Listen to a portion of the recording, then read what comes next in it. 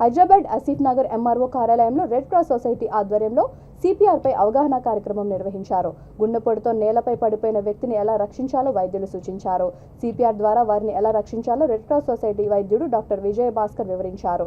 కార్యక్రమంలో అదనపు collector Venkateswarlu, MRO Farheen Sheikh, deputy MRO Pradeep Reddy సిబ్బంది పాల్గొన్నారు. అపార్ట్మెంట్స్ లో కానివ్వండి, సొసైటీస్ లో కానివ్వండి, ఇలాంటివి ఆర్గనైజ్ చేయాలన్నా కూడా మీరందరూ మన ఇండియన్ రెడ్ క్రాస్ సొసైటీ అధ్యక్షులని, తర్వాత డాక్టర్స్ ని సంప్రదించవచ్చు. మన పరిధిలో మనం కాపాడాల్సిన ప్రాణాలని మనం తప్పకుండా కాపాడాలి అని ప్రతి ఒక్కరము కూడా మనం ప్రతిజ్ఞ చేసుకుందాం. ఇంకోటి ఏంటంటే ప్రజల్లో జర్నలిస్టులు ఉంటారు కాబట్టి, ఎక్కువ ఉంటారు కాబట్టి వారు కంపల్సరీ సిపిఆర్ నేర్చుకొని యువతలకు కూడా మీరు ప్రాక్టీస్ చేయించే విధంగా తయారవుతారని చెప్పేసి ఈ జర్నలిస్టులను కూడా ముఖ్యంగా కోరుతాం.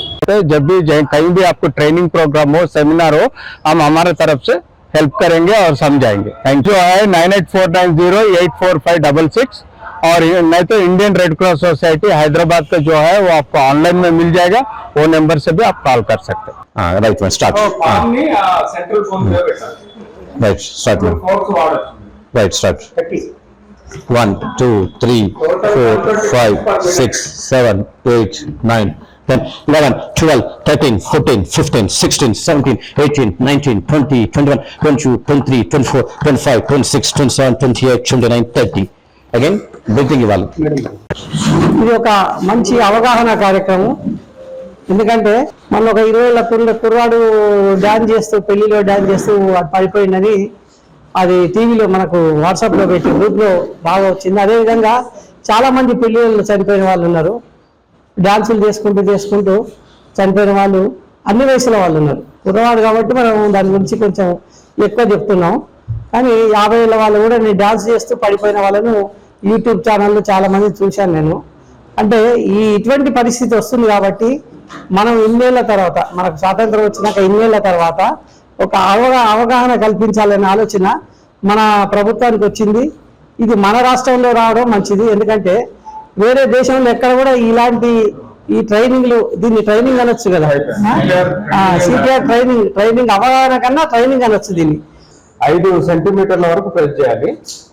నిమిషానికి 120 సార్లు. మధ్యలో చేతులంపద్దు, ఊపిరి ఇస్తూ ఉండాలి. చేతులంపద్దు, చేతులు గట్టిగా ఉండాలి. స్ట్రేట్గా.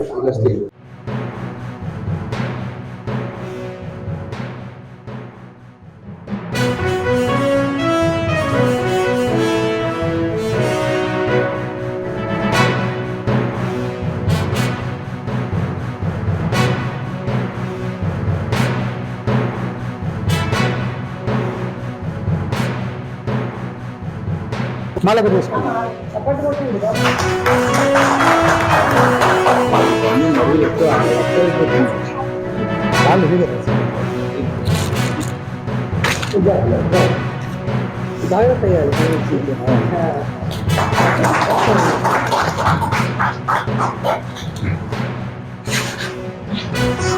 ఈ బాధ్యతనే కాకుండా కోవిడ్లో కూడా చాలా సహాయ సహకారాలు అందించారు.